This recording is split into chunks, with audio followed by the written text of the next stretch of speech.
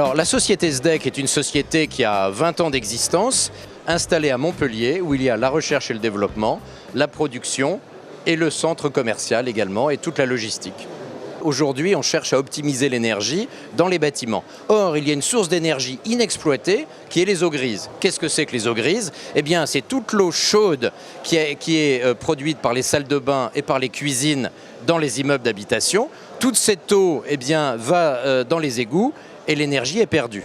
Donc, notre principe, c'est un système qui permet de déplacer l'énergie de ces eaux grises vers de l'eau chaude sanitaire neuve au travers d'une pompe à chaleur et d'un échangeur de récupération de ces eaux grises dans la cave de l'immeuble. Imaginons un immeuble qui a 5 étages et qui a 10 appartements. Eh bien, dans un immeuble comme ça, la consommation énergétique annuelle peut atteindre 50 000 € par an uniquement pour l'eau chaude sanitaire. Grâce à ce système, on va pouvoir diviser la consommation énergétique de l'eau chaude sanitaire par 5 et donc tomber à 10.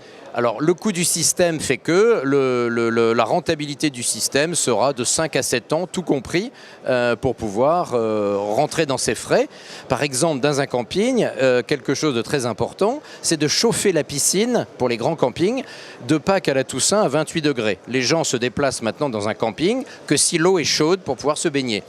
Le problème, c'est que la déperdition, la consommation énergétique est importante. Donc ce que l'on fait, c'est qu'on remplace les climatiseurs des discothèques, restaurants ou les douches par un système mixte chaud-froid qui va permettre de climatiser toujours toutes ces surfaces qu'il faut climatiser et gratuitement, avec le sous-produit qui aura permis de faire le froid et de pouvoir chauffer l'eau chaude de la piscine ou de faire aussi l'eau chaude sanitaire. Donc si vous voulez, on va dire que la partie chaude est une énergie gratuite qui est dérivée d'un sous-produit de la climatisation. Donc le rendement est forcément formidable parce que ça permet d'arrêter les chaudières qui interviennent dans les terrains de camping.